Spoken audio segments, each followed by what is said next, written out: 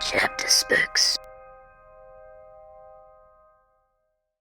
G'day, and welcome to Chapter Spooks, where we talk about the books that keep your kids up at night. And today, we are looking at the last book in the Bone Chillers series, number 23, Romeo and Ghouliette. Now, the interesting thing about Chapter Spooks series is that most of them, not all, I got a couple that don't do this, but most of them are anthology series, which means that every single story is independent. None of them follow on from each other, except for, I know there's the series sequel like Frank and Turkey 2, but usually all of the books are independent, they don't relate to each other, which means that the last book in the series is basically the same as the first book in the series. It's just another unrelated story. And this is a great marketing strategy because it means that if a kid doesn't have the pocket money to buy all 23 books in a series, or 62, or 40, or 24, depending on whatever series they've got, they can just buy one of the books and they can read it and they can enjoy it just as much as any other book.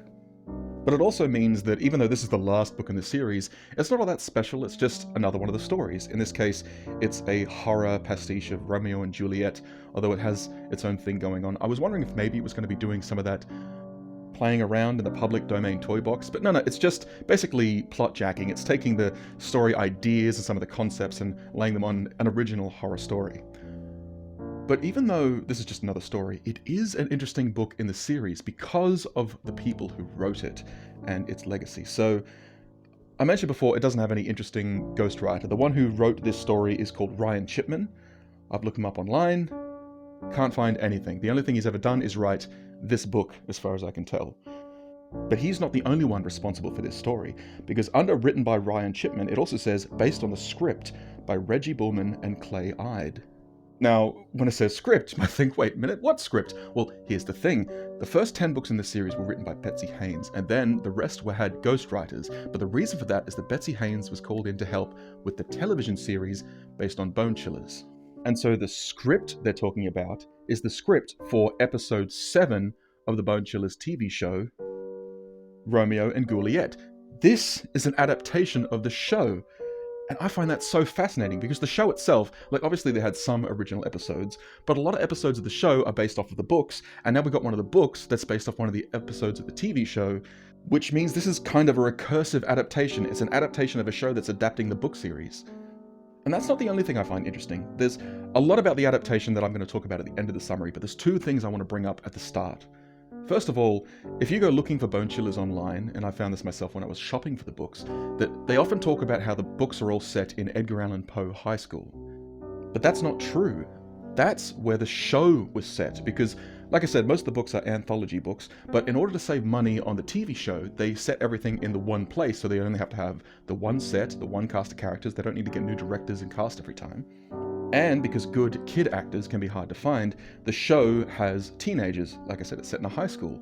And so this book also has teenagers. I mean, they reference them being freshmen, and I don't know if that really helps the book. I think the only reason they do it is because one of the characters, Bryan, his main character trait is that he's obsessed with girls and getting a girlfriend.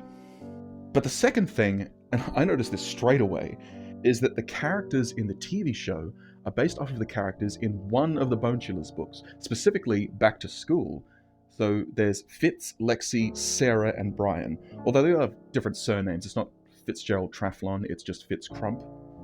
And instead of Lexi Palmer, it's Lexi Orwell. And instead of Sarah Sharon, it's Sarah Moss. And because that's how it was in the show, the characters in this book are also called Lexi and Fitz. And so it's like some sort of strange alternate universe version of the characters from that story, which was adapted to the TV show. And I have a lot to say about the weird things that come from the adaptation and how some of them are justified and some of them aren't in my eyes. But again, we'll talk about that at the end. First, let's just dive into the summary of Bone Chillers number 23, Romeo and Ghouliette.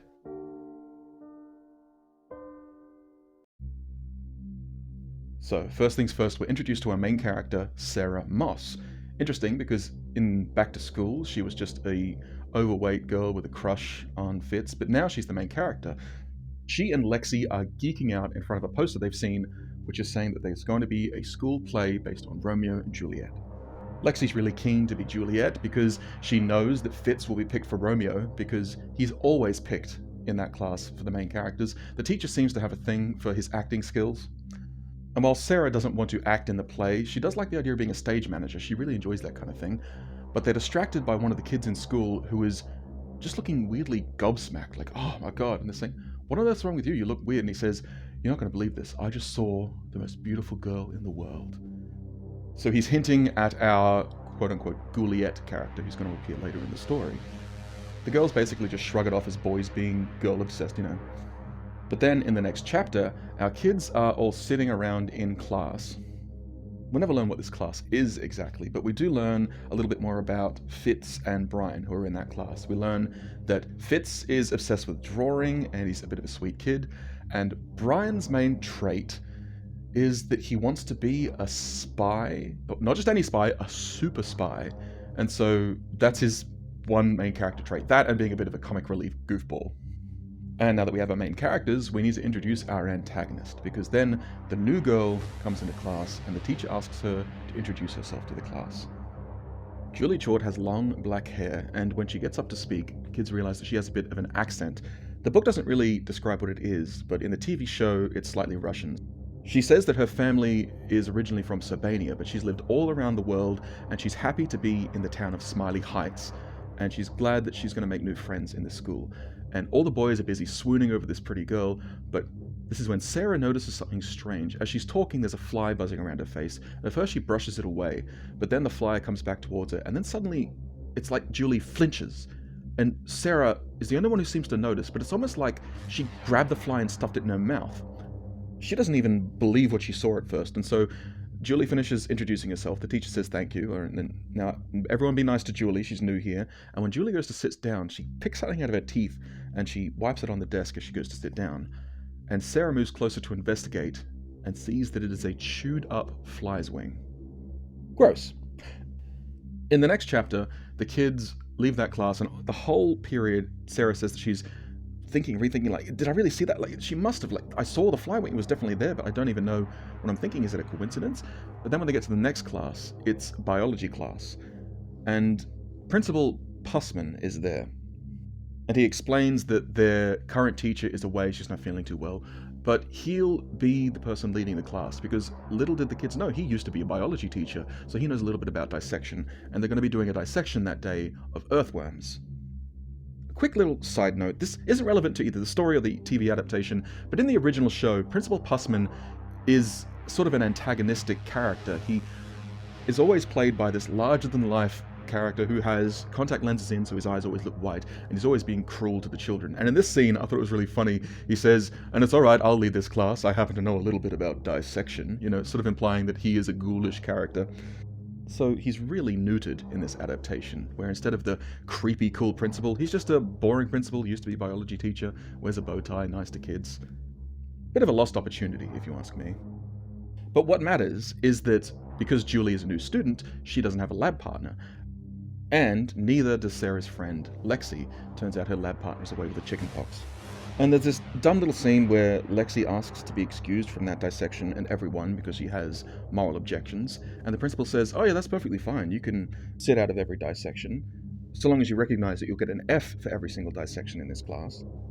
Silly little thing, but what matters is that Julie then joins Lexi, and Mr. Pussman goes around and hands out trays, each one with a little worm on it. And Lexi, being a bit of an animal nut, she decides to call hers Mr. Squiggly and says, I'm sorry, I hope you enjoy the last moments you have. And then she turns to pick up her book, and when she turns back, the worm is missing.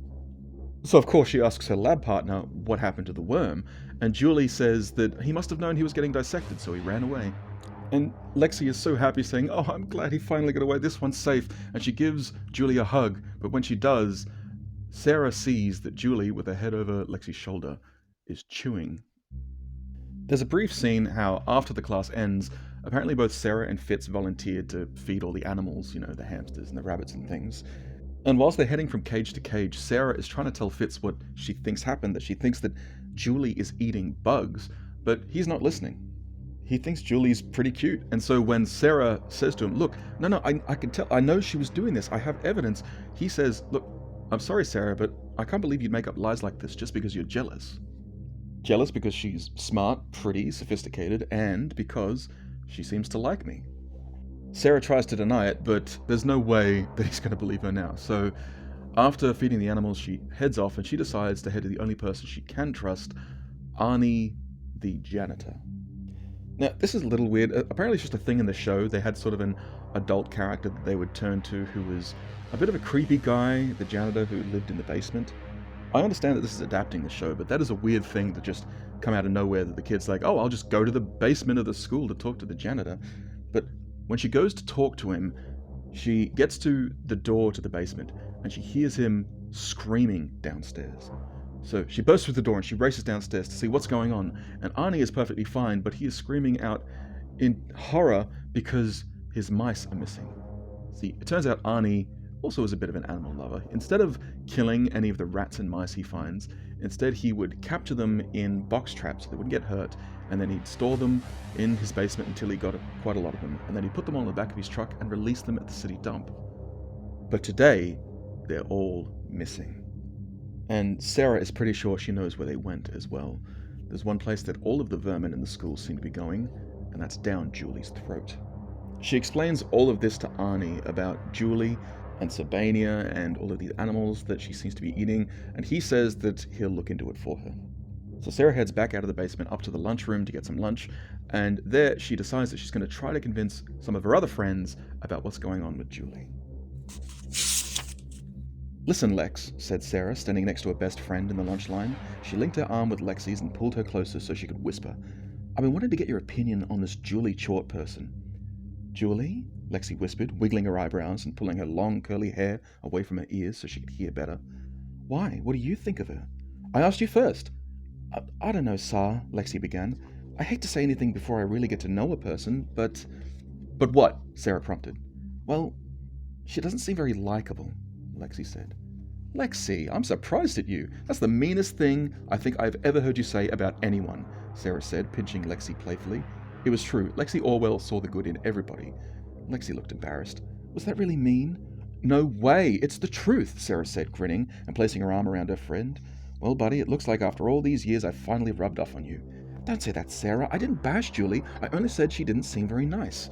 Sarah rolled her eyes and made a gagging sound. Nice schmice. I have every reason to believe that Little Miss World is just a wee bit on the creepy side, Sarah confided. What kind of creepy? Lexi asked, slowly moving along with the lunch line. At that moment, Bryan and Fitz barged in. Saving our places, I see. You guys are such great friends, Bryan said, slapping Sarah on the back and cutting in front of them. Do you mind? Sarah snapped. We're having a little girl talk here. Bryan pulled Fitz into the line in front of them. Pardon us, sweetheart. Don't call me sweetheart, hose apple, Sarah said. Bryan was always calling her lovey-dovey names, and he knew it made her mad. Sorry, honey bunch. Come on, Fitz, let's not intrude. These girls are talking about us again. Bryan, hose apple, Lexi began, but he finished her sentence for her. I know, I'm impossible. Carry on, girls, we wouldn't want to interrupt. He spun on his heels and began moving with the line. Sorry, guys, Fitz apologized before starting a discussion with Bryan about the latest sci-fi movie. So, what's this about Julie being creepy? Lexi asked in a whisper. Sarah leaned in close. Not just creepy. Bug-eating creepy. Worm-eating creepy. Even mouse-eating creepy. I swear, the girl is a one-woman exterminating team. Sarah was excited. Finally, someone was really listening to her. Lexi seemed genuinely interested. That sounds very unhealthy.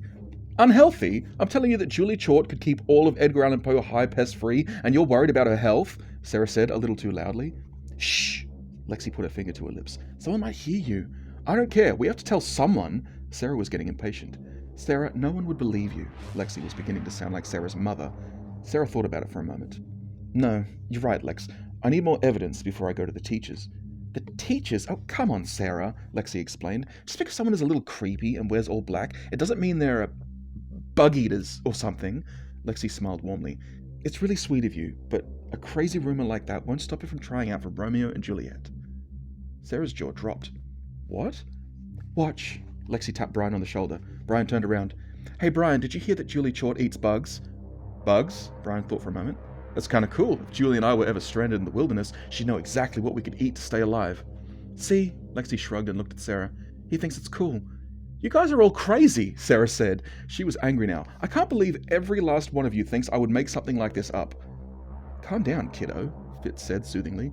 You gave me the bug story this morning. It's already old. Fitz turned to Bryan and added, she's calling us crazy? The kids move further down the line and they get their lunch, but then they're interrupted as Julie comes and approaches them and asks if Fitz would like to join her for lunch. And of course, since every boy in school is obsessed with this pretty new girl, he jumps at the chance. He says, absolutely. So he says, all right, catch you guys later. And he joins Julie for their little lunch date. Afterwards, we go to the next chapter where there's auditions for that school play that we mentioned in the first chapter. And there's a little bit of character stuff, and I really do like the interactions here, but the only thing important to the plot is that Julie is picked to play Juliet. And Fitz is picked to play Romeo. We basically knew that would happen because the kids said as much. But Julie comes over to the friends because she wants to borrow our Fitz because she wants to practice some scenes together. But as she walks past Sarah, there's a moment how she bumps into her and she manages to scratch her along the arm, getting a thin little cut that bleeds slightly. It's not much, there's only a few sentences, but it stood out to me because it makes me wonder, like, is this a sign that Julie is against Sarah, that she thinks that she's a threat because she seems to have a bit of a crush on Fitz as well? Or is this just showing just how dangerous Julie is, because we'll later learn that even though she looks like an ordinary girl, she does have sharp talons. So we skip forward 5 days because the next chapter starts and we learn that because Sarah has been so vocal about how much she doesn't like Julie or thinks that she's, some kind of a creep eating bugs, Fitz has not been speaking to her, and they're basically not friends at the moment. And she wants to make it up to Fitz. She wants to be his friend again because she doesn't trust Julie, of course, but there's no way she'll be able to protect her friend if he won't even speak to her. So she heads to him during a study period, and she just wants to be friends again. So she approaches him, she's trying to be nice, and what we learn is that he apparently has been getting fed by Julie. She brought him a whole box of cookies the other day, he brought him a whole chocolate cake, and we're starting to see that he's gaining a little bit of girth on him. And I will mention offhandedly here that this does a somewhat better job of just being like, yeah, he gains weight, although the TV show has a lot more fat jokes, which, as I mentioned before, it really annoys me that fat people are always made the butt of a joke. But here it's mostly just part of the plot showing that she's slowly fattening him up. And so when Sarah mentions, hey, maybe you probably shouldn't eat so much, he's got to worry about, fitting into his costume, this is when he snaps and says, I knew it. You don't like anything that Julie does. You were lying when you said that you're okay with her. You're just jealous because she's smart and because she's with me and you're not. And then we get a little moment how then Julie comes in asking, what's going on? I thought you two weren't friends. And Fitz basically says, don't worry, we're not. And so he then shows her his sketchbook where he's been drawing a picture of her. And because that's his main thing, is that he likes drawing. And so he pulls out the picture and hands it to her saying, look, I drew your picture. And she says, oh, thank you, that's lovely. Just then the kids head off so that they can organize a little bit more rehearsal for the play. But as Fitz and Julie separates, Sarah watches Julie as she heads towards the door, looks at the picture, scrunches it up into a little ball and throws it in the bin. Which is our first hint that she doesn't actually like Fitz at all. There's some sort of act. She's trying to lure him in and fatten him up for some reason. And because Sarah wants to know what this reason is, she decides to do a little investigating of her own. Okay, Sarah said out loud. She always talked to herself when she was alone. It's 5 o'clock. I told Mum I'd be home by 6. That gives me 1 whole hour to do a little investigating. Sarah walked down Main Street and then hung a right at Lugosi's funeral home onto Tomb Street. The narrow, winding lane led right past the only graveyard in Smiley Heights, Last Stop Cemetery. The sun was going down. Sarah looked through the iron fence that surrounded the overgrown plot of land. The long black shadows of the gravestones seemed to be reaching out to her. Sarah shuddered and held her breath. She'd heard somewhere that you weren't supposed to inhale when you were walking by a cemetery. It had something to do with sucking up the evil spirits. I'm getting too old to believe in this baby stuff, she said to herself. But she took a deep breath anyway and rushed past the Last Stop Cemetery at top speed. When she reached the edge of the fence where Wolf Hill Lane crossed Tomb Street, Sarah let all the air whoosh out of her lungs. She leaned over to catch her breath. Made it, she gasped. Sarah turned right onto Wolf Hill Lane. In the distance, the jagged peaks of Mayer Mansion jutted into the darkening sky. Abandoned for as long as Sarah could remember, Mayer Mansion had been the subject of much of the creepy local folklore. Some people said it was haunted. Others said it was the home of a witch's coven.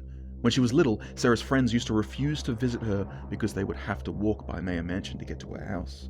Even now that she was older, every day Sarah ran by Mayer Mansion faster than she ran by Last Stop Cemetery. At least I get my exercise, she thought, but not today. Mayer Mansion was now the home of Smiley Heights' most talked about family, the Chorts.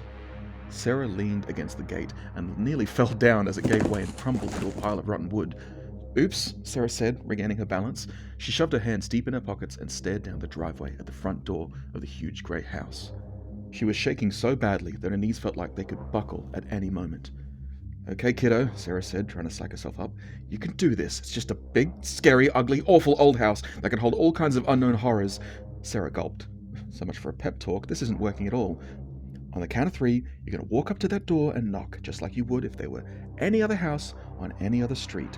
Sarah took her hands out of her pockets and prepared herself for the mission. Ready? 1, 2, 3. She was still standing at the end of the driveway. This is ridiculous, she said. Stop being such a baby and just do it. 1, 2, 3. When Sarah opened her eyes, she was out of breath and standing in front of the huge front door of Mayor Mansion. The door was twice her height, and the grey paint was flaking off. Above her head was a huge black knocker. Sarah stepped back so she could get a better look at it. Ugh, she said with a shiver. It's a skull. Wonder who their decorator was. Sarah took a deep breath and mustered every last bit of courage that she could. She reached up and took hold of the lower jaw of the skull knocker and banged it 3 times. She could hear the knocking echo inside the house. She jumped as birds shot out of the eaves above the door with an ear-piercing cry. Her heart was racing and she wanted to go home. Well, no one here. Too bad, I'll have to try again some other time, Sarah said, and almost bolted down the driveway, but she stopped herself. You got this far, Sarah Moss. Don't give up now. Sarah grasped the cold iron doorknob and tried to turn it. Locked. Sarah sat down on the front steps and tried to think of a plan B. It was starting to get dark. She looked at her watch. 5:30. She had half an hour before it was dinner time. Sarah glanced around the yard. The grass was waist high and a dozen gnarled trees draped with moss stood around like giant ogres. Sarah thought about her own yard a few blocks away. Neatly trimmed bright green grass, an in-ground swimming pool filled with crystal blue water, her brother's cherry red swing set. She sighed. There's no place like home. Around the side of the house was a shoulder-high stone wall that fenced in a patio. A huge picture window looked out onto the patio from the first floor of the house. No light came from inside, but she could tell that there weren't any curtains to block the view. As long as I'm here, I might as well take a look inside. Sarah stood up, brushed off her pants, and waded through the high grass to the side yard. In a flash, she was up and over the stone fence and standing on the patio. The window was covered with a thick layer of scum. She squinted, but couldn't see anything inside. The sound of distant music came from within the house. Sarah put her ear against the window, shuddering at the thought of the black slime touching her hair, and listened. Hey, she whispered to herself. That's Metal Headache. They were the hottest new metal band around. You know, maybe I did misjudge Julie, Sarah thought. I mean, maybe she just has lousy taste in music. Sarah took a tissue out of her pocket and wiped off a tiny patch of scum, just big enough for one eye to peer through. She closed one eye and looked through the clean spot with the other. Inside was a huge dining room with a table that stretched as far as she could see. The chairs were tall and looked like thrones. To the left was a huge door that probably led to the kitchen, and to the right, Sarah could see another door that looked like it led to the rest of the house. The table was set for 3. Huge china plates and tall silver goblets were on the table in front of the 3 chairs at the end. 5 white candles flickered in silver candlesticks in the middle of the table. On each plate, a red napkin was neatly folded. Wow, Sarah said. Nice setup. Suddenly, the Metal Headache music got louder, and she saw that Julie had just opened the door to the kitchen. Sarah's heart began to beat faster, but she was sure Julie wouldn't be able to see her behind the layer of scum on the window. No wonder she couldn't hear me knocking. That music is loud enough to wake the dead, Sarah thought, then shuddered. Julie was carrying a huge platter with a silver cover on it. She bopped to the heavy metal music as she crossed the room and set the platter down on the table. When her hands were free, Julie began to dance wildly, spinning and tossing her hair around. Sarah smiled and tried to keep herself from laughing. Whenever Sarah's parents weren't around, she did the same thing, cranked up the music and danced around the house. Sarah was relieved. Hey, this girl's okay, she thought guiltily. I'm going to have a lot of apologizing to do tomorrow. When the song was over, Julie brushed the hair out of her eyes and called out, Mum, Dad, supper is ready. Sarah backed away from the window, remembering her own dinner waiting for her at home. Just before she left, she decided to take one last peek inside. Julie was sitting in one of the chairs. She reached over and pulled the silver cover off the huge platter. Whoa, Sarah thought. Underneath the cover was a giant roast around the size and shape of a fairly large dog. Julie licked her lips and grabbed one of the arm-sized drumsticks. It came away easily with a sharp snapping noise. Julie stared at the hunk of meat and bone for a minute. Blood-red juice dripped off the leg and onto the pretty china plate in front of her. She opened her mouth wide and her eyes began to glow red. Sarah gasped as Julie's teeth grew into long, razor-sharp fangs, and the nails on her fingers shot out into long black talons. In the flickering candlelight, Julie's teeth flashed as she brought them down on the drumstick. With a growl and a shake of her head, she pulled the dripping piece of flesh away from her lips. Her face was covered in blood and juice as she chewed with a smile. The roast crackled and crunched in her mouth. She had bitten clear through the bone. So now we've finally seen just how monstrous Julie can be, and also we're getting a hint at what exactly this book means by ghoul.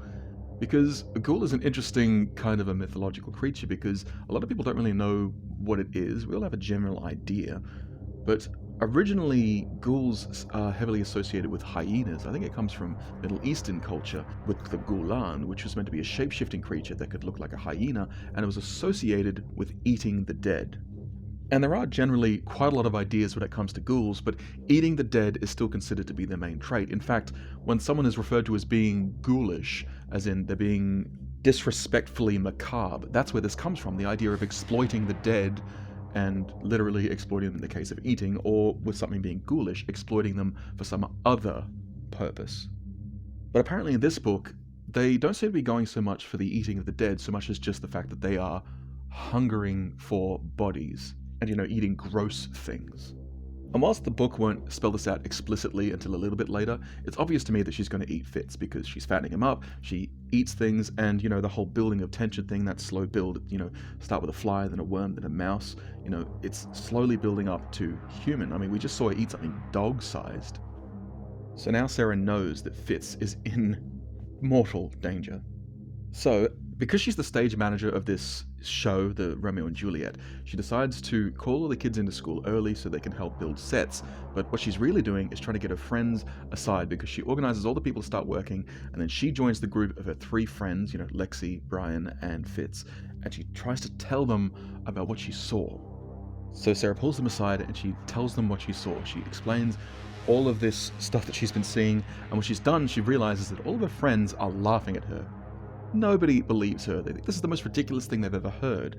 And she tries to insist, no, seriously, you need to trust me on this. And so Fitz says, all right, how about this? If she really is some undead ghoul, then she shouldn't like crosses, right? That's a thing for vampires. So here, we'll test her. And so he picks up a shield with a cross on it as Julie is approaching, and he holds it up, and she squeaks, and then steps aside and ignores it, because it didn't do anything. And Sarah's response later will of course be, well, we don't know how ghouls work, we don't know if that works, but this is enough to convince them that there's nothing wrong with Julie. So Julie says, oh, here, I also brought you some chocolate chip cookies. So she gives some cookies to Fitz. And Lexi says, oh, I like cookies, can I have one? And Fitz says, sure. So he takes one out and hands it to her, but then Julie snaps, she reaches forward and slaps Lexi's hand. She says, no, only for Fitz. And whilst the other kids just think it's a little bit rude, Sarah knows that it's because she's trying to fatten him up. Later on, Sarah meets Bryan in the library, and he's reading a spy novel, and she gets an idea. Nobody believes her, but she knows how much he wants to be a super spy, so she says, hey, super spy, would you like to do a mission for me? And because Bryan's 2 character traits are that he wants to impress girls and he wants to be a spy, of course he says yes, even when Sarah explains that she wants him to sneak around the Chort household and find some more evidence of what she's saying. Bryan says no at first, but Sarah has him around her little finger. She says, oh, that's a shame. I heard that if you're doing a mission like this, you should get the best spy in the business, and that's why I came to you. And so Bryan is fully convinced. It's like, oh, yeah, of course, you couldn't do this without me. Of course I'm going to help you. So the next chapter, Sarah and Bryan meet at the front of the Chort household to do a little bit more of this spying. So late that night, they meet at the Chort household, and Bryan comes wearing all black sneakers and everything, and he decides to lead this mission as the super spy he was meant to be. So they head into the backyard, and he sees there's a window high and a window low, and they both decide that the basement window is the best option. So he pushes it open, uses the flashlight to see how far the drop is, and then he sneaks inside. Sarah follows him, and Bryan, ever the gentleman, goes and gets a chair so she won't have to drop as far, and so she steps onto the chair and steps down. And they start waving the flashlight around the room to see what's down there. They see some boxes, old furniture, some garbage cans, and it's nothing really all that exciting. Even an old bike sitting somewhere, more garbage bags. And then suddenly there's a chapter scare which causes them to jump because they see some sort of monstrous bird. And so Bryan freaks out, they scream, and they drop the flashlight, and it switches off. And then, just as that happens, they hear a gust of wind and the basement window slams shut, and they both realize that they're trapped in the dark with this bird monster. But as the next chapter rolls around, we see it's very contrived, because they pick up the flashlight, they realize that it just switched off, it's not broken or anything, and they put it back on the monster, and they see that it's just a stuffed vulture. A little bit of taxidermy. Creepy, yeah, but I don't know why they would think that it's a monster. Whatever. So they head down and they find themselves in a little doorway leading out of the room, and they decide to look for a light switch. "Move over, Miss Moss," Bryan said, gently shoving her out of the way. "I'll protect you from any more terrifying encounters." Bryan stood in the doorway and felt along the walls for a light switch. "Aha! Found it!" The switch made a snapping noise, and Bryan let out a sickening gasp. "What?" Sarah demanded, pushing her way past him and into the room. Immediately she realized what had horrified him. Holy cow! Sarah and Bryan stood in the doorway with their mouths hanging open. They had stumbled into some sort of butcher chamber. In the center of the room, a big steel table was covered with blood and bits of fur. Huge pots, as big as bathtubs, emitted a gut-churning stench as they bubbled and gurgled on the stove. On the walls, animal skins and huge knives hung from hooks at the far end of the room, with the big metal doors of a walk-in freezer. Sarah looked up at Bryan. He was staring at the closed doors of the freezer. She could tell what he was thinking. "There is no way I'm looking in there," she whispered. "I have to know," he said. Taking a deep breath, he charged across the room, ignoring all the hideous things he was passing. When he reached the doors, he looked back at Sarah, who was still standing by the door. He took another deep breath and opened the freezer. A blast of cold air rushed out and fogged up his glasses. He took them off and squinted around, and then slammed the door shut again. "Oh man," he muttered, leaning against the wall and shaking his head. A strange noise sent a chill down Sarah's spine. Bryan's eyes shot open. He heard it too. It was a shuffling, scuffling sort of noise. As it moved around over their heads, Bryan and Sarah instantly realized what the sound was. Footsteps. The Chorts were home. There's now a tense scene as the kids need to escape, so they head out of this room and they head back into the basement, and they need to get out. They put a chair up next to the window, and Bryan climbs up and tries to open the window, but it's well and truly stuck. He cannot push it open. Maybe they get a cloth or something, they'll break through the window and they'll climb out. Sarah goes looking around the room for a cloth, and the first thing she picks up ends up being a blood-soaked rag, and so she throws it away, saying, "No, you don't want that one." And then they can hear voices coming from upstairs, and that's when Sarah realizes that Bryan brought, in his super spy pack, he brought a crowbar, so she hands him the crowbar, and he's struggling with it. He doesn't know how to use it, and so they have to both climb up on the chair, and she has to grab it, twist it up, and then uses the crowbar to leverage the window open. So finally they push it open, and they both go scrambling out. So they run away from the house, they run over to the cemetery, and they're waiting in the street like they're catching their breath. And Sarah is thinking maybe she swallowed a moth, but Bryan's thinking, well, that turned out all right. And Sarah doesn't know what he's talking about, but he explains, no, but it's lucky that I went and looked in that freezer, because what I saw were bodies. Sarah wonders if he means like people's bodies. He says, well, I don't know. But what I do know is that Fitz is in big trouble. So now, finally, someone believes her. So now Sarah and Bryan go to tell their friends, and once again, they are doubled over with laughter hearing these ridiculous stories. So they can't believe either of them. They say, well, now she's got you on it too, but Bryan is saying, no, this is serious. I saw it. I saw bodies in their freezer. And then they're interrupted once more when Julie approaches them, and both Sarah and Bryan are terrified of her, so they just zip it, and Fitz and Lexi just being kind of saying, oh, what's up? And she says, I'm so glad you're here because I wanted to introduce you to my parents. So he goes and meets them, and they're basically still within earshot, even though they're a little bit away, and so they hear them talking to him, saying he's a lovely boy, their daughter made a good decision, and they invite him over for dinner. They say that Sabanians have a special night called Alalos Night, where they celebrate death with a great feast to thank all of the creatures that have sustained them throughout the year. In the next chapter, Sarah then goes straight for Arnie, asking if he could help her in some way, and he says that since she came to him last time, he's done a little bit of research, and he found a book all about Sabania, and so he hands her basically some homework to do that will explain exactly what's going on.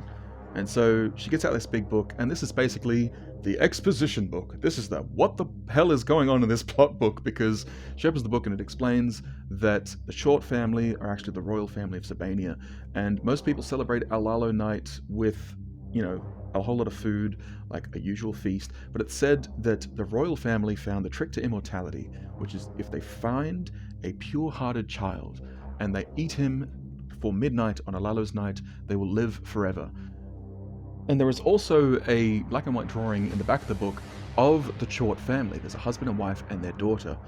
And the next scene confuses me somewhat, because it turns out that when Fitz drew that drawing of Julie and she scrunched it up and threw it away, Sarah went and fetched it. So she grabbed it out of the trash and she must have put it in her script. It doesn't say that in the book, but it does say in this scene that Julie then comes to Sarah. Sarah doesn't want to see that she's reading a book all about her and her family, so she closes it and she asks if she can borrow Sarah's script. So she gives her the script and that piece of paper falls out.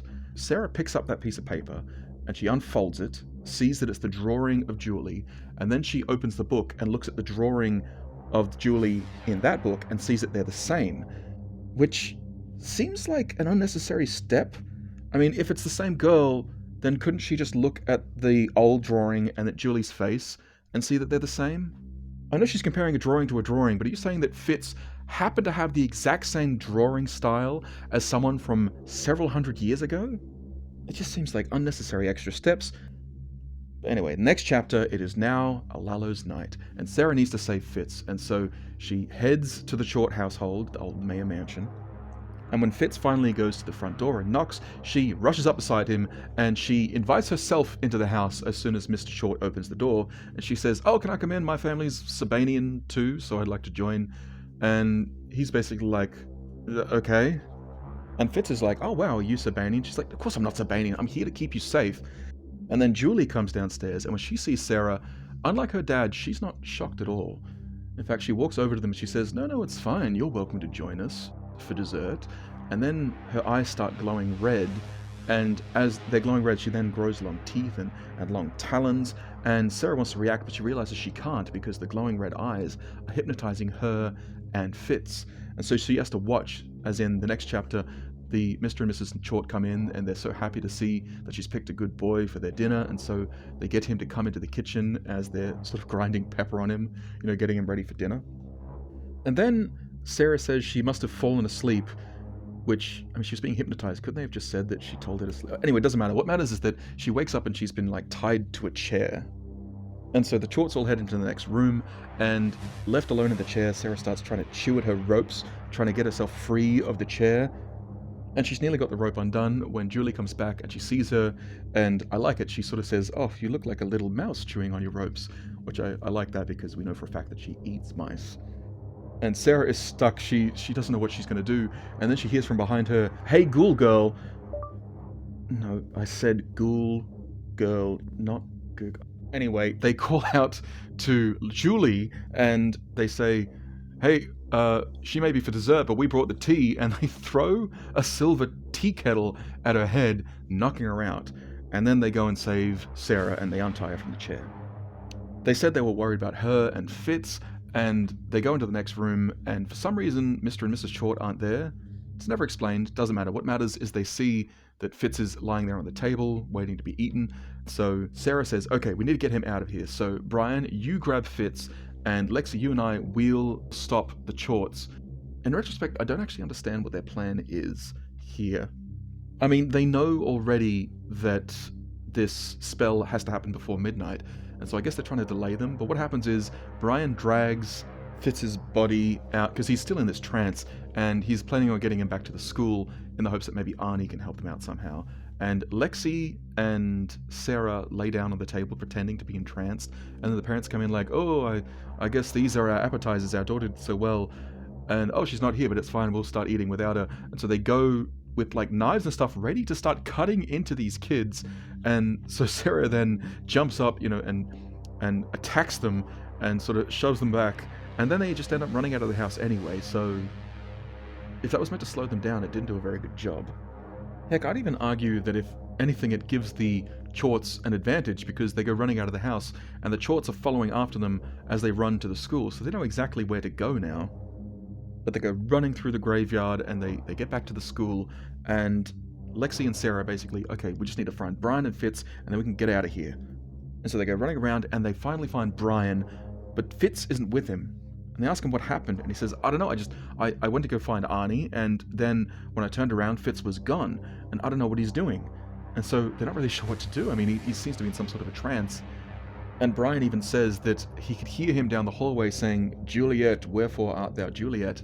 And so our kids realize, oh, he must be going, he's got his mind, he thinks he's Romeo, he must be going to Fair Verona, the play, the auditorium. And so they head for the auditorium, but as they get to the doors, they can hear voices inside, but it's not Fitz. They can hear Julie calling out Fitz's name. And so they quietly open the door to peek inside. Bryan opened the door a crack, and the three friends peered through. Shakespeare would have rolled over in his grave if he had seen what the friends saw. Fitz was halfway up the ladder to the balcony.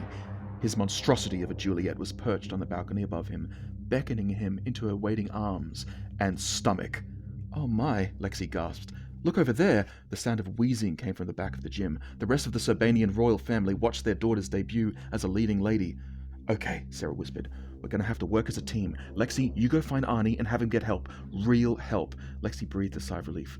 "Good luck, guys. I'll be back with reinforcements." She gave them both a hug before running down the hallway toward Arnie's office. "Bryan," Sarah continued, "you take the chorts and I'll grab Fitz." "Take the chorts?" Bryan sputtered. "And just where do you want me to take them? Have you forgotten that I'm a mere boy and they are two very hungry monsters of the people-eating variety?" "I thought you were a super spy in training," Sarah said bluntly. "Well, yeah, but..." Bryan tried to think of a response and couldn't. "You don't have to kill them or anything, just keep them away from Fitz," Sarah explained, "and don't let them eat you." Before he could argue, Sarah opened the door and shot into the auditorium. Bryan had no choice. He could either watch his two best friends become ghoul food or help out. He followed Sarah into the auditorium, snatched up a prop sword, and faced Mom and Pop Chort.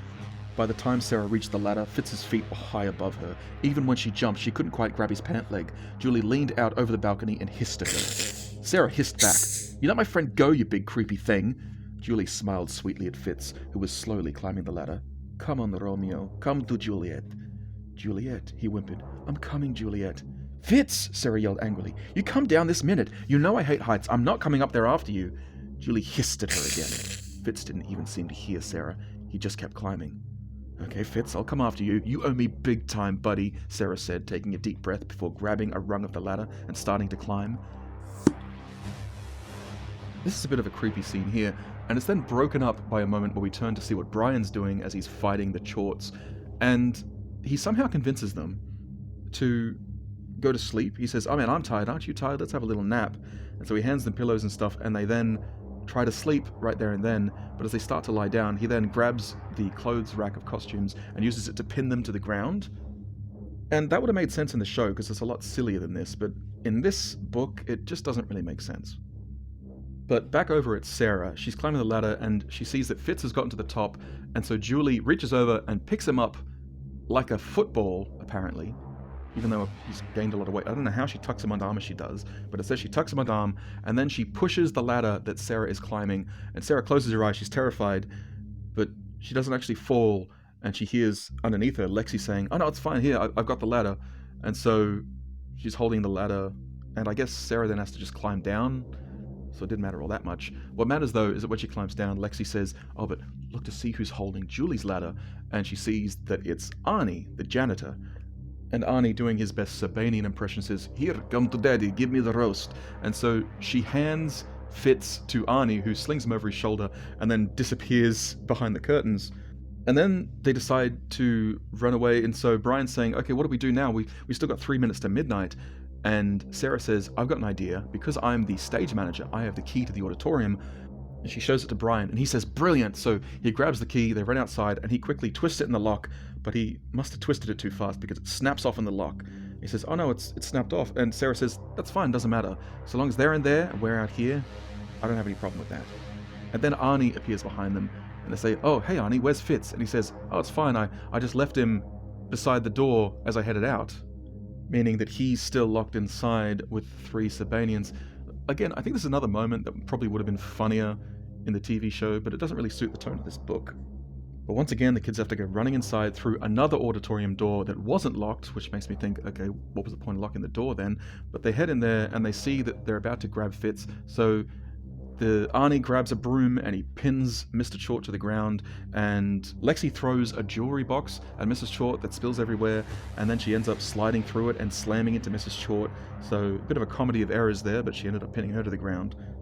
And Sarah basically just tackles Julie to the ground, Oh, and there's also one little moment that I'll talk more about at the end, but we see as Mrs. Chort is reaching over to Arnie and she bites into his arm. She digs her teeth right in, and Arnie screams and steps back and pulls off his prosthetic arm.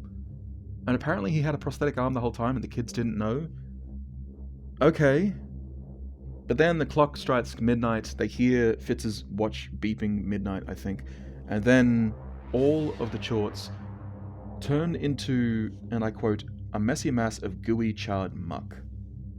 And this book ends in the last chapter with Sarah saying that she was approached by Miss Plum, who was running this whole, Romeo and Juliet thing. And because Julie wasn't there, she needs someone to replace her. And so the only person who knows the play as well as anyone else is the stage manager who's been watching every rehearsal. And so she asks Sarah to be the Juliet for the stage play. And the book ends on a silly pun. It doesn't really matter, but what matters is the book is over. The end.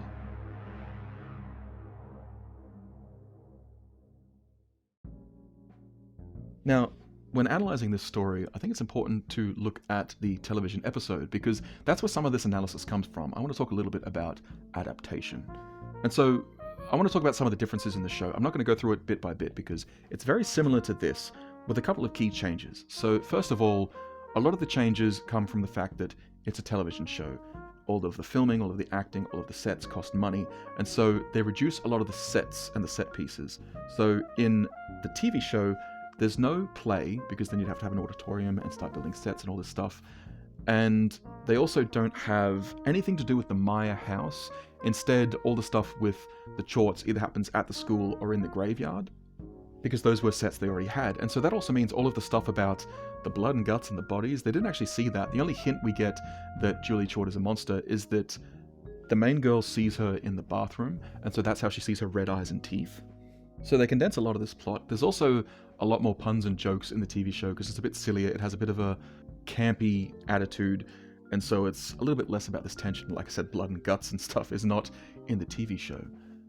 But there's one other change that I find quite problematic, and that is the main character. In this book, the main character was Sarah Moss. And whilst that's somewhat interesting because she's based on Sarah Sharon, who was sort of an overweight and unloved character in the original book, in the original episode, the main character was Lexi Orwell. And now, whilst in the original book, Lexi Palmer was a pale girl who had a lot of allergies, in the television show, Lexi is an animal lover, she's really kind, she's got a thing for Fitz, but most importantly, she's played by Sadi Persad, a black actress. And I feel more than a little uncomfortable that this book adaptation of the show chose to change the main hero from a young black girl who has a crush on Fitz to the other female character who is played by a white actress. That makes me uncomfortable. Even though in this book, they never mention the races of any of the characters, but the fact that they changed the main character for no good reason as far as I can tell, because it doesn't make sense to me, because in the show, Sarah is a bit of a goth, a little bit disaffected.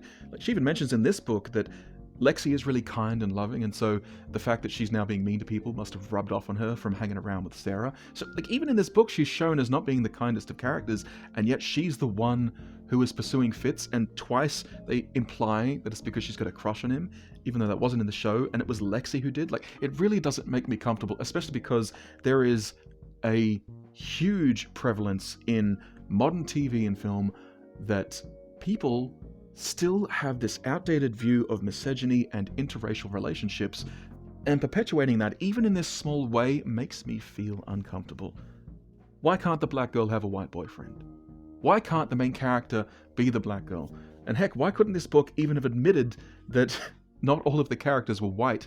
Heck, even Principal Pussman, one of my favorite characters in the TV show because he was so creepy and fun. I love a bit of dissection. Like, he was a fun character, and he was a black character. And in this show, he is neutered. He's just some dorky guy with a bow tie. Why? I can't think of a good reason, and so unfortunately my brain is left to choose one of the bad reasons, which is just racism and bigotry. But that's not the only thing they changed. They also made it like the country that Julie comes from. They say it's Serbania. In the original TV show, it was Tonsylvania, and it was a silly gag. And also, her dad was said to be a mold and fungus merchant, whereas in this, he's said to be a banker.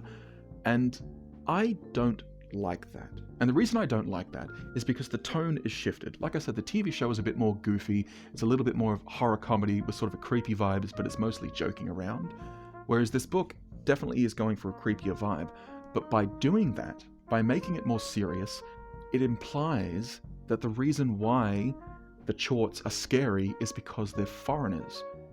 Now, whilst I do honestly believe that Ryan Chipman is a bit of a bigot for changing around the races here, I think that was just because they were trying to make this more serious, they were trying to make the tone fit with this series, and by doing so, it left to the implication that rather than just being a silly sort of a pun, oh, it's Tonsylvania as opposed to Transylvania, now it becomes less of a parody of a European country, and now an homage towards places like Serbia and Romania. And also, there's a lot of little minor things that really bug me because, like I said, this is adapting the TV show, but clearly they didn't feel beholden to it because, like I said, there's the scene where Mrs. Chort bites Arnie's arm and it comes off. Now, in the actual TV episode, what happens is that Arnie's a bit more of a jokey character, and so when he's fighting Mr. Chort, he has a fake hand that he's grabbed off the shelf of the lab. It's one of those anatomy hands, and so that's what he pulls off to sort of prank Mr. Chort. He doesn't have a fake arm. And that's the other thing, because they don't have the auditorium, they also fight them in the lab, where they've got skeletons and, like, weird cages and beakers and Bunsen burners around. Honestly, I do prefer the fact that they put the play into the book, because I do think it suits a lot better, rather than them fighting them in the school. To me, when they were fighting in the lab, it had nothing to do with anything. To me, it was just like, oh, okay, so I guess that was just a set they had on hand. And yeah, budget constraints are budget constraints. You can't really just fight against them. But it was something that the book had over the show, which is that it had a lot more to do with that original Romeo and Juliet thing going on there. But I think my biggest complaint is that if they were willing to change the show, willing to change around characters from black to white, but also to change around things like having a prosthetic arm or not, making Arnie a nicer kind of character as opposed to the slightly creepy janitor in the show, why couldn't they have changed a bit more to make it suit Bone Chillers better? Have all the kids be kids in primary school. Get rid of some of these tone shifts that made the story not fit well. And if you're not going to make it joking, why have the character from a foreign country? Why not have it that she's just from another town? Because that's what happens in the original Romeo and Juliet. They live in the same town, they're just from separate families. You could have played into that. So yeah, those are my complaints about it as an adaptation.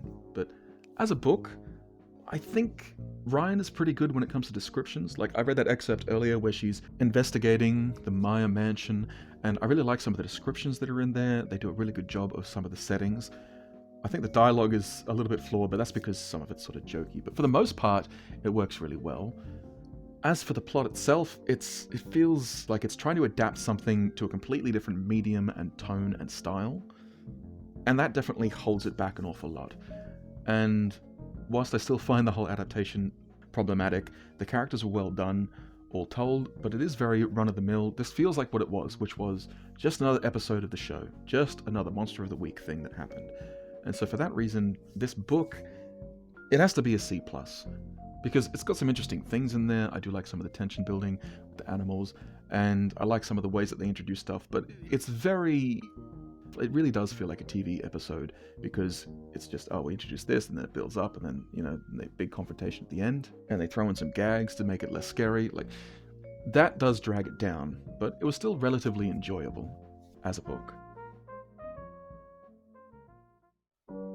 So, what can we learn from this book? Well, the first thing I want to talk about, it's a little odd, but it came to mind because of the adaptation here, because it was based on this episode, and that is the storytelling power of formula. Now, when I say that, what I mean is, like, something that has a formula is a set of steps involved in reaching a certain outcome, and you often hear this in television with the idea of a formulaic TV show. So it's very common in police procedurals and that kind of thing, because they obviously have to follow the same steps for a police procedural. They need to see the crime scene, find the victim, talk to the suspects, investigate, uncover clues, then re-question the suspects for whom those clues are involved, and then they find the solution. Like, it's very formulaic. And that can be boring in some ways because it's always the same thing, but even though it's always the same formula, it has so much potential for shifting things around. So the example in this, and the reason why I'm bringing it up, is because one of the things I liked better in the book than in the TV show is that there is no play in the TV show, which I think was a little odd because in the book it made so much sense. Like, the very first introduction was them seeing that there was a play on, and then they have the auditions where they meet people and they learn more about Julie, and then they're making the sets, and then when they fight them, it's in the actual auditorium where the play will be held, where all the sets set up. But in the TV show, it's like, oh, well, when they first meet, it's just in the hallway. And when she's first talking to Julie, instead of it being the auditions, it's also just in a random hallway because that was the set they had on hand. And when they fight them at the very end of the book, it's not at the set piece where everything should be, it's just in the science lab. And so you can see by having some formula, and in this case it was the school play that they were getting ready for, by having this set and structure and template around which interactions are supposed to occur, it means that the story could fit together more neatly. You could build it around this template. And there are many more different formulas that you could use. Like, a very common one for Chapter Spooks books is the summer camp or the camping holiday type story, because there's so many set pieces in that you can build it around that formula. There's often the opening night where you go to your cabins, you need to learn your sleeping situation. There's dealing with the wildlife. There's the campfire stories. There's eating the strange food either in the mess hall or around the campfire. Then there's the camp activities. Like, there's all of these things that you can build your story around. But if you start reading these different summer camp stories in Chapter Spooks, you realize that there's so much potential there. Or another big one is the school dance. We saw a little bit of that in the Night Squawker, because, I mean, they skipped a little bit because it wasn't really about that, but there's usually the announcement of the dance, then asking out the pretty girl and then being rejected or accepted, and then there's going to the dance, and then, you know, the tense moments where either you have to dance with the girl or you have to have that deep conversation, and then there's the aftermath, you know, whose feelings were hurt, who left the dance not feeling so good, you know? But you can base this around so much. I mean, you could have weddings, or for horror, you could have funerals. I mean, this is the reason I love murder mystery so much, because that formula has so much potential, even though it's always, you know, crime scene, investigate the suspects, clues, but there's so much potential there because when there's a crime, you already have some conflict there and you can explore different ideas. Or, in fact, my favorite horror movie, at least at time of recording, is The Autopsy of Jane Doe. And that's because the formula for that story, the structure around which it is based, is an autopsy. And there's all this horrific stuff happening all around, but it's all based around the procedures necessary for doing an autopsy. Like, that is a brilliant idea, and it's such a creepy story. Not necessarily the best out there, but it's my favorite. So with your story, consider the different concepts of formulas that you could use. It doesn't necessarily have to be some plot formula like summer camp or murder mystery, but just having some outline that forces your characters to interact. So a couple of different ones are tournament brackets. Like, there's a lot of stories all about tournaments where kids are fighting or competing or playing games, but they are forced to interact with different characters based on who they meet in the bracket. And depending on how many times you're allowed to lose before being kicked out of the tournament, perhaps they might win some matches and lose some matches and then have to face off against someone they've already faced. Or it could be something based around a television show, or it could be something like we've even seen with babysitting, having to go to a job again and again. That could be some formula. Like, there is so much potential for having a story use these outlines and templates to create interesting interactions and interesting tension based around the fact that they are expected to do something at a certain time. I need to stop listing them because this is starting to get away from me, but you see what I mean when I say that there is so much potential here. And if you're struggling with your story, if the set pieces don't quite make sense, maybe have another look at it and see if you could fit it into some template or formula that allows the characters to act naturally because of the ways the formula is forcing them to interact.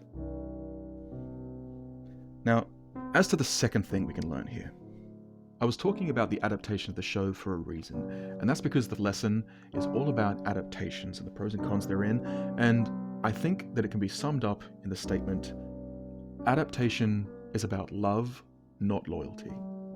So what the heck do I mean by that? Well, when adapting a work, you might think it's most important to make sure you get everything right. You know, copy the dialogue, copy the characters, make sure the setting is all right.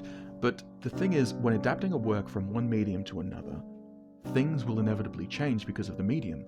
For instance, in a lot of the Bone Chillers books, it's first-person perspective, which means that you are getting the inner thoughts of the characters, which you couldn't get from the TV show unless it had some sort of a voiceover, but even then, most shows don't.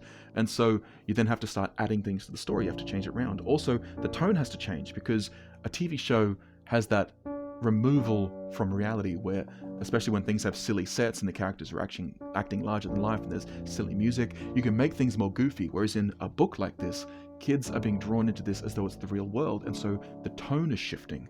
And I've noticed with this one in particular, with the adaptation, the more it tried to adhere to the show, the more it hurt the book, because when it decided to throw in some of those silly tones and those silly jokes, things like when it mentioned the Fitz kebab, or things like when the arm came off during that fight scene, they just didn't make sense. It didn't work for the story.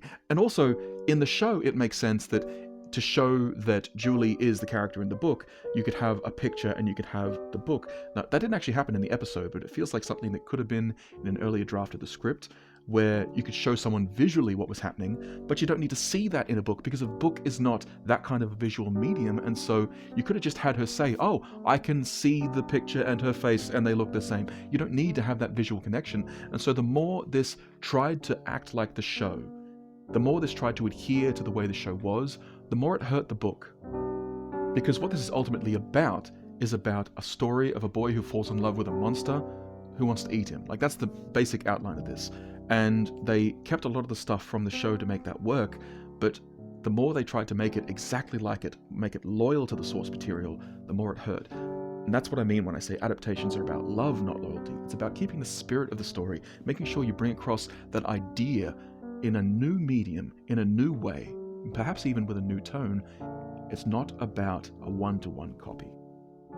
And I'm not necessarily saying that if you're writing horror stories, you're always going to be adapting stuff like this, but even if you're just playing around in the public domain toy box, as I thought this book might have been, it's important to recognize that you don't need to make things exactly the way they were in the original.